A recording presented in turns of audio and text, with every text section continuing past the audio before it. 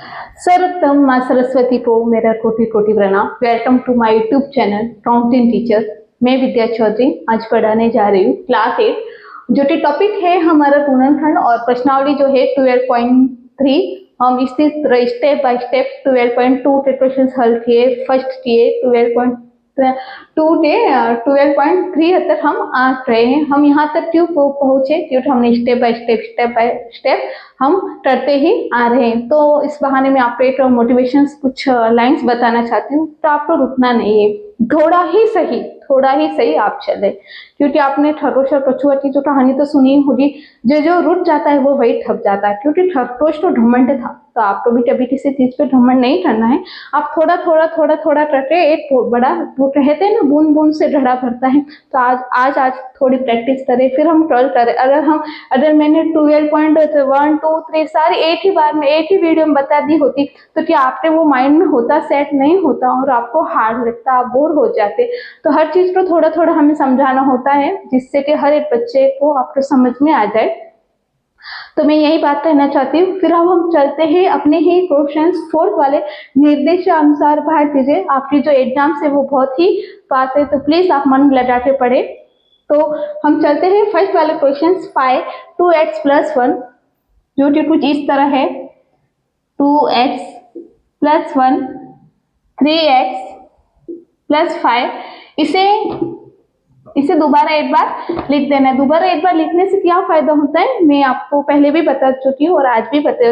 हमारे जो सर थे हमें कहते थे कि एक बार क्वेश्चंस को दोबारा लिख ले। वो भी हमें यही बताते थे। क्या होता था कि जो हम एग्जाम देने जाते थे वहां पर क्या होता था कि बहुत सारे क्वेश्चंस होते थे, तो हम क्या करते थे, कम टाइम की वजह से डायरेक्ट नंबर लिख देते थे। लेकिन आप अगर क्वेश्चन बहुत लंबा है, जैसे कि ये तो बीजीय व्यंजन का क्वेश्चन छोटा है, लेकिन अगर कभी कभी क्वेश्चन बहुत बड़े होते जिन्हें वापस लिखना पॉसिबल नहीं होता, तो आप 4 लाइन भी लिखे, लेकिन उस क्वेश्चन को वापस लिखे, जिससे कि आपको आंसर, जब क्वेश्चन लिखते हैं ना, तो वो पूरी एकदम विधि पूर्वक लगती है और जो आपके जो कॉपी चेक करते हैं उन्हें ज्यादा ढूंढने की जरूरत नहीं पड़ती।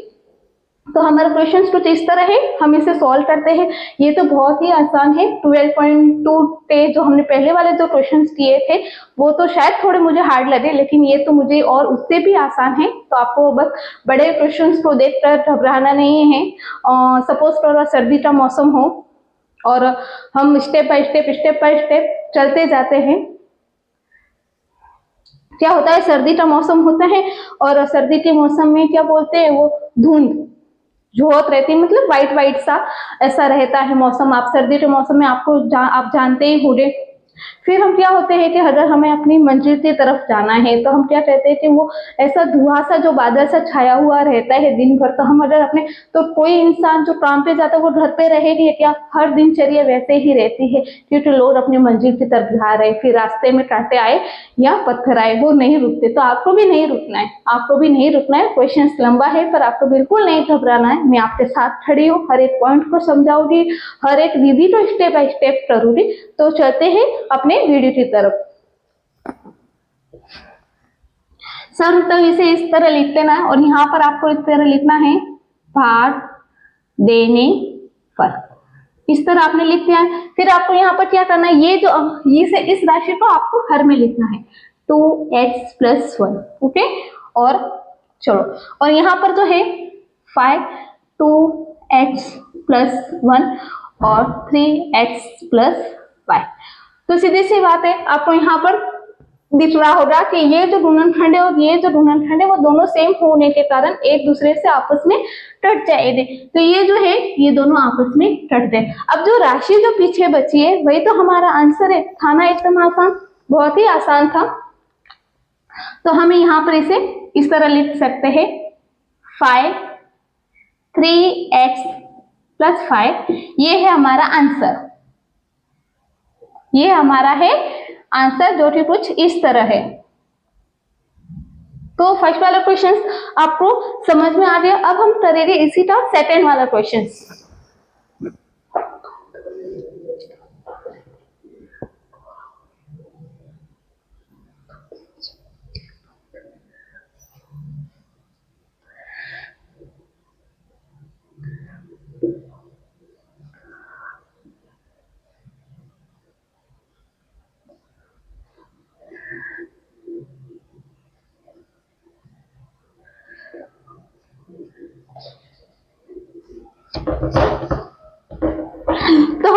चलते हैं अपने सेकंड वाले क्वेश्चंस की तरफ। सेकंड वाला क्वेश्चन जो कुछ इस तरह है, 26 xy कोष्टक x plus 5 y minus 4 और 13x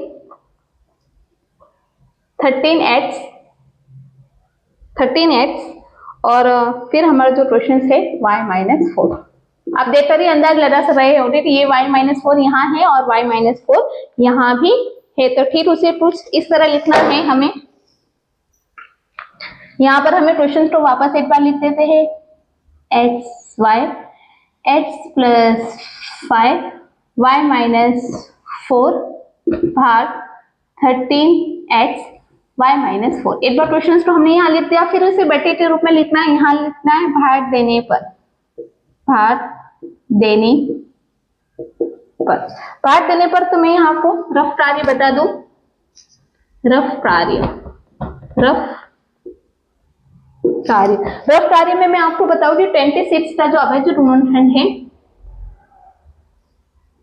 2 3 बस, और 13 का जो अभाज्य गुणनखंड है वो कुछ इस तरह है। ओके, तो यहाँ तक आपको समझ में आ गया है। फिर हमें 26 की जगह पर हमें क्या लिखना है, 2 इंटू 13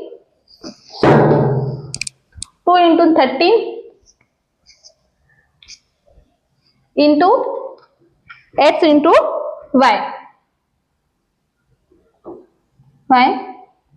x प्लस 5। 13 इंटू 2 कैसे आए आपको पता चल रहा होगा। यहाँ पर हमने अभाज्य गुणनखंड लिया, इसकी सहायता से हमें ये राशि प्राप्त हुई है, और y माइनस 4। ओके, यहाँ फिर हमें 13 का 13 ही लिखना है, 13x और जो राशि जो यहाँ पर थी हर में y माइनस 4। तो आप देख रहे हैं y माइनस 4 ये से ये कटते, और ये 13 से 13 x से x।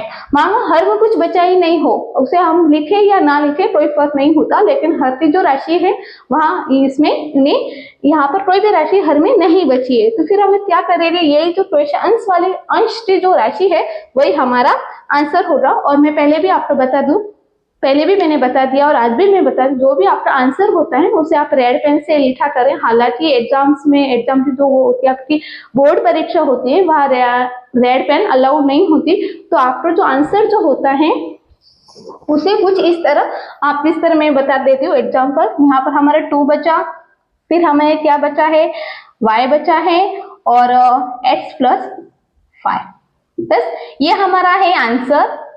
तो ठीक इसे कुछ इस तरह लिख सकते हैं। अगर आप इस तरह नहीं करना चाहे तो आप इस तरह भी इसे कर सकते हैं, जो कि देखने में बड़ा ही सुंदर लगता है। और जो आपकी कॉपी चेक करते हैं उन्हें आंसर जो होता है बहुत 2 मिनट में ही मिल जाता है, और आपके एक भी नंबर नहीं कटने चाहिए। हमेशा यही सोचे कि मेरे 100 में से 100 आए, तभी ये समझ सोचे कि बस पास हो जाओ तो ठीक है। तभी ऐसा नहीं सोचना। आप अगर पास का सोचोगे तो 50-30 पे ही आओगे। तो हमेशा अच्छा सोचो। अगर आप सोचते हो तो उस बहाने आपको देखो, माइंड एक ऐसी चीज है, माइंड वही कराता है जो आप सोचते हैं।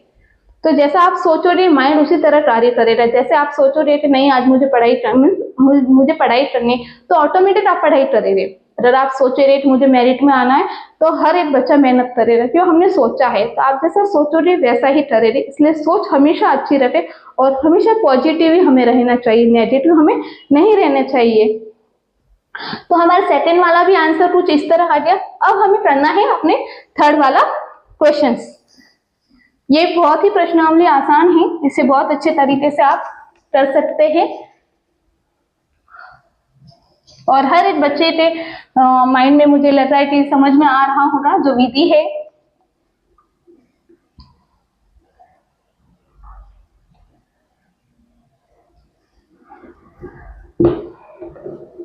इसे भी सब साफ करते। अब हम जो थर्ड वाला क्वेश्चन है इसे हम लिखेंगे।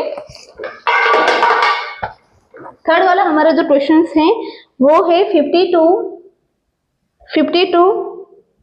P Q R P plus Q P plus Q R plus Q R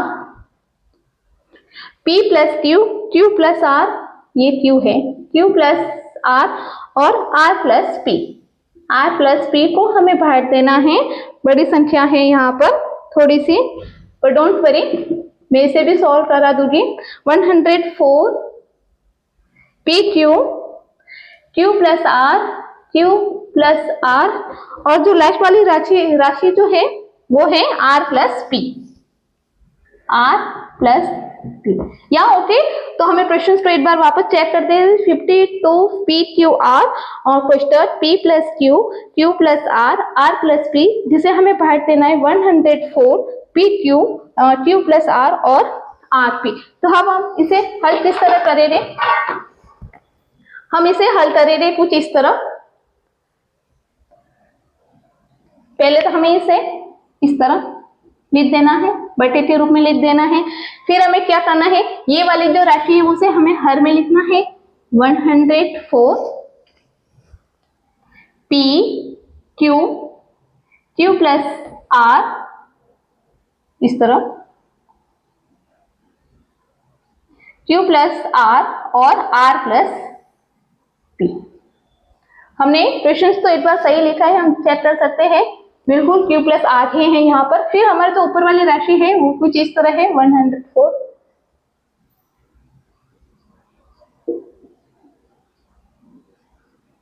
P plus Q, Q plus R plus P. Okay, मैं यहाँ पर आपको रफ प्रादी की सहायता से ये बहुत ही आसान तरीके से समझाऊंगी। रफ प्रादी, क्या हर एक बच्चे को अवैध गुणनखंड आता है? यदि आता है तो आप कमेंट में हाँ लिखना, अगर नहीं आता है तो वो भी मुझे बताना, मैं अवैध गुणनखंड का अलग से वीडियो बना दूंगी।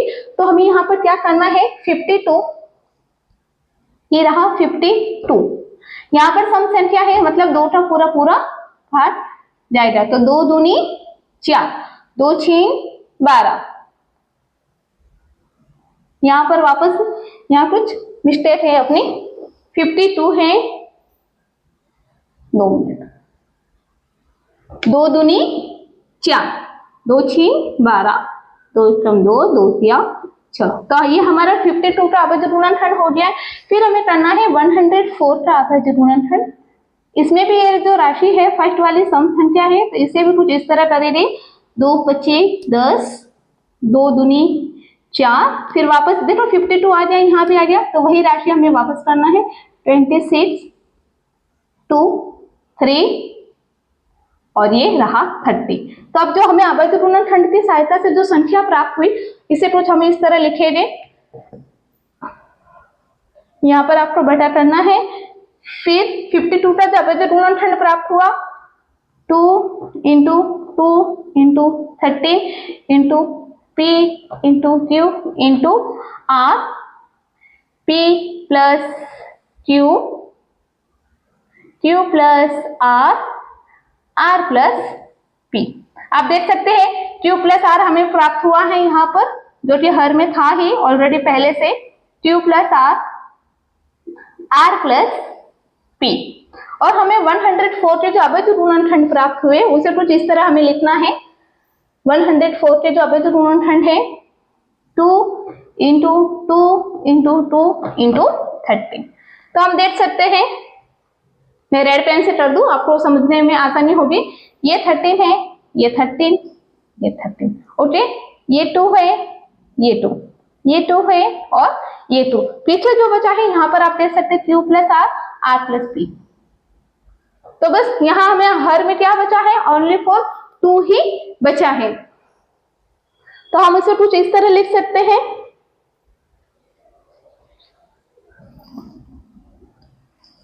हमने राशियां तो सही लिखी है ना, 2 इंटू 2 इंटू 30, 13 दूनी 26, 26 दूना 52, 2 दूनी 4, 4 दूनी 8 और 13 25 पैसे 13 8 104। तो हमारी जो राशि है वो बिल्कुल सही है। ऊपर वाली राशि सारी, हर वाले अंश वाली जो राशि है सारी कटती रही है, नीचे ही 2 ही बचा है। तो हमें इसे कुछ इस तरह लिखेगा, हमारा जो आंसर होगा P Q R और जो ये बचा है P प्लस Q। आप देख सकते हैं, मैं एक बार वापस आपको समझा देना चाहती हूँ। देखो इसके साथ में भी था यहाँ पर 104 के बाहर में था p प्लस q। हमने इस वाली राशि को तो लिखा ही नहीं था, p इंटू q। तो देखो p इंटू q कहाँ से है, ये रहा, ये p ये p ये q ये q। तो बस फिर हमें क्या बचा है, r ही बचा है। नीचे तो कुछ r वाली संख्या है नहीं इसके साथ में, तो हमें बस r ही बचा है। तो हम लिखे थे r और बची है राशि p plus q, p plus q बटा 2। ये है हमारा थर्ड वाला आंसर। अगर आपको किसी को समझ में नहीं आया तो मैं एक बार वापस आपको बता दूं। इस तरह हमने क्वेश्चंस लिख दिया, फिर हमने ये जो राशि है उसे बटा के रूप में लिख दिया, p q r, p plus q plus r, ये अंश में आ गया। और जो हर वाली राशि थी, फिर हमने अभाज्य गुणनखंड ले लिया। फिर आप देख सकते हैं मैंने अभाज्य गुणनखंड किस तरह किया, मतलब 2 के अदर 52, तो 2 दूनी 4, 2 मतलब 2 छीन 12। तो देखो ये 26 इस तरह है। फिर वही बात 26 में आ रहा, तो ये 13 आई थी नहीं, मैंने इस तरह यह राशि यहाँ पर लिखी। फिर हमें यहाँ पर देखना है, यहाँ भी आप देख सकते हैं q प्लस r और r प्लस इसमें, q प्लस r इसमें है और q प्लस r इसमें भी है। बस फर्क इतना है, तो ऊपर जो है p q r वाला जो है वो क्या है, एक्स्ट्रा है। तो ये सारी हमने 52 के अभाज्य गुणनखंड निकाले, 2 इंटू 2 इंटू 13 और 104 के भी निकाले, तो हमें ये वाली राशि प्राप्त हुई। फिर इसके साथ में पी क्यू था, पी क्यू ऊपर भी था, बस ऊपर आर जो था वो एक्स्ट्रा था, तो हमने आर को यहाँ पर लिख दिया। पीछे जो राशि बची P plus Q only for गुणनखंड बचा, तो पी प्लस क्यू और हर में जो बचा था 2। तो अभी आपको ये क्वेश्चन समझ में आ गया। हम चले नेक्स्ट वाले क्वेश्चन की तरफ। बहुत ही आसान है, इसमें कुछ भी ऐसे हार्ड जैसे चीज नहीं है जैसे कि आप नहीं कर पाए। यही वाला थोड़ा क्वेश्चन थोड़ा लॉन्ग था, लेकिन बाकी वाले जो क्वेश्चन है वो बहुत ही सरल है। अगर फिर भी आप किसी बच्चे को समझ में नहीं आता हो तो प्लीज आप मुझे कमेंट करके बता सकते हैं कि मैम हमें ये वाले कौन से भी 8th क्लास के कौन से भी प्रश्नावली हो जो आपको बहुत ही हार्ड लगती हो, तो आप मुझे कमेंट करके बता सकते हैं। फिर हम चले गए इससे 4th वाले क्वेश्चंस की तरफ, जो कि हमारा क्वेश्चंस कुछ इस तरह है। 4th वाला क्वेश्चंस है हमारा,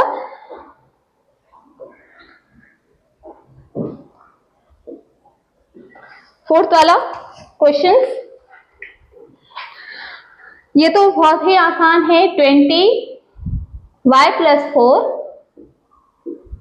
y square plus 5y plus 3 और जिसमें हमें भाग देना है वो है 5y प्लस 4। तो यही वाली राशि हमें थी, यही वाली राशि हमें यहाँ पर करनी थी। एक बार वापस हम क्वेश्चंस को चेक कर देते हैं। 20 है, y प्लस 4 है और y square plus 5y plus 3 है और जिसमें हमें भाग देना है y प्लस 4। तो देखो y प्लस 4 यहाँ है और y प्लस 4 यहाँ है, यहाँ 5 है और ये 20 है, तो सीधी सी बात है कि 5 के टेबल में 20 आता है, वो भी 4th बार। हम चाहे तो इसे शॉर्टकट में 2 ही मिनट में कर सकते हैं, लेकिन हमें ऐसा नहीं करना, हमें स्टेप बाय स्टेप करना है। हमें पूरे नंबर लाने, हमें थोड़ी थोड़ी ना लाने, हमें 1-2 नंबर नहीं लाने, हमें 4th में से 400 में से 100 नंबर लाने। तो हम शॉर्ट में क्यों करें, तो शॉर्ट का रास्ता हमेशा शॉर्ट ही रहता है, जिसे हमें मंजिल नहीं पहुंचा सकते। तो आप कभी शॉर्ट्स पे मत चाहिए, आप लॉन्ग विधि देखें, विधि पूर्वक लिखें और अपने पूरे में से पूरे नंबर प्राप्त करें। और फिर हम यहाँ चलते हैं अपने, यहाँ पर हमने लिख दिया, इससे वापस एक बार करना है। 20y प्लस 4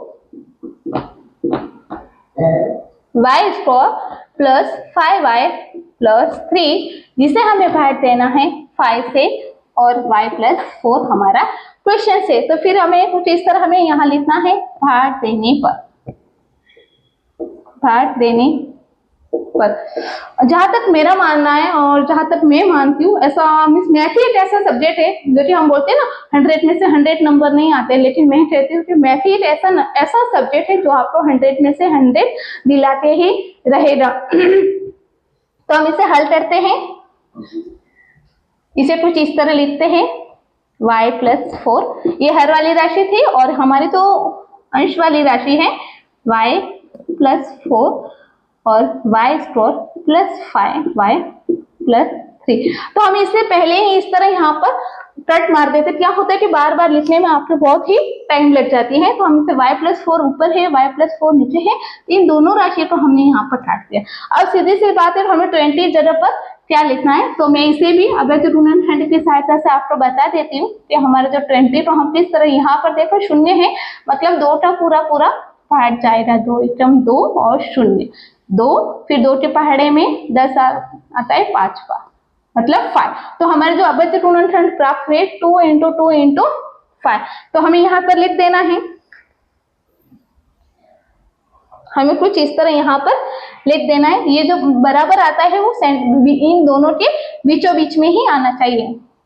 तो एक राशि तो यहाँ कट गई थी और पीछे जो बचा है 22 × 2 × 5 y square plus 5y plus 3। इस वाली राशि के लिए हर में कुछ भी नहीं है, ओनली फॉर 5 है, तो हम देख सकते हैं यहाँ भी 5 है और यहाँ भी 5 है, तो 5 में से 5 कट गए और फिर यहाँ पर हमारा जो आंसर आता है, क्योंकि हर में तो कुछ बचा ही नहीं है, हर में तो कुछ बचा ही नहीं है,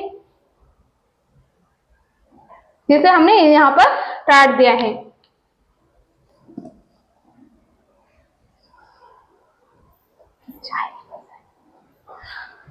ये वाली राशि तो इसी तरह रहेगी, 4 y square plus 5y plus 3, ये हमारा है आंसर। तो इसे हम कुछ दोबारा इस तरह लिखेंगे, 4y square plus 5y plus 3।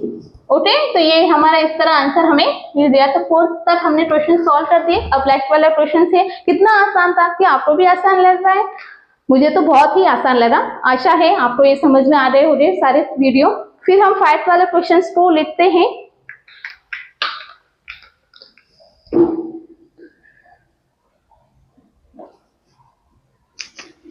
Last वाला क्वेश्चन ही बचा है, फिर हमारे प्रश्नावली का इसके बाद में 5 वाला क्वेश्चन बचेगा, फिर ये सारे क्वेश्चन सॉल्व हो जाएंगे। फिर हम अगले टॉपिक पे चलेंगे। अगर किसी को कोई टॉपिक हार्ड लगता हो तो आप मुझे कमेंट में लिख के बता सकते हैं, मैं वही वाला टॉपिक सबसे पहले आपको समझाऊंगी। किसी भी बच्चे को अगर हार्ड लगता हो तो आप मुझे कमेंट में बता सकते हैं। तो हमारा 5 वाला क्वेश्चन कुछ इस तरह है, बहुत ही आसान है। एंड क्वेश्चन है हमारा x plus 1 poster x plus 2 x plus 3 x plus 3 और भाग x plus 1 x plus 1 x plus 1 या ओके। अब हम इसे सॉल्व करेंगे। x plus 1 x plus 2 और x plus 3 भाग हमें देना है x plus 1 में। तो हमें यहाँ पर एक बार इसे वापस लिख देना है, x plus 1 x plus 2 x plus 3 भाग x plus 1। ओके, हमने यहाँ लिखा, फिर हमें यहाँ पर लिखना है भाग देने पर। तो यहाँ बराबर और ये इसी के सेंटर में हर वाली राशि है x plus 1 और जो अंश वाली राशि है x plus 1 और x plus 2 x plus 3 या ओके। यहाँ तक आपको समझ में आया? कुछ नहीं करना, उसे वापस लिखना है, फिर जो सेम लगे यहाँ पर देखो x है, यहाँ x है, हो गया x plus 1 x plus 1। बस कितना आसान था। तो हमारा तो आंसर भी आ गया है। Answer x plus 2 x plus 3, ये हमारा है आंसर 5 वाला। तो हमारा 12.3 का 4th वाला क्वेश्चन पूरे विधि पूरा सॉल्व हो गया है और आपको समझ में भी आ गया होगा। अगर आज का वीडियो आपको पसंद आया हो तो लाइक भी करना, बहुत सारे बच्चों को शेयर भी करना, ताकि आप जैसे बहुत सारे बच्चे हैं जो अपने सपने साकार कर सके, मेरिट में आ सके और सब्सक्राइब भी करना, अगर आप नए हैं तो सब्सक्राइब भी करना। अगर आप चाहते हैं कि कौन सा नया टॉपिक जो आपको समझ में नहीं आता हो तो आप कमेंट में लिखना कि हमें मैडम ये वाला टॉपिक आप हमें समझाए, मैं वही टॉपिक आपके सामने लाऊंगी। अगर आज वीडियो पसंद भी आया हो तो लाइक भी करना, शेयर सब्सक्राइब करते हैं। मिलते हैं अगले वीडियो में, मोटिवेशन वीडियो में। तब तक वंदे मातरम।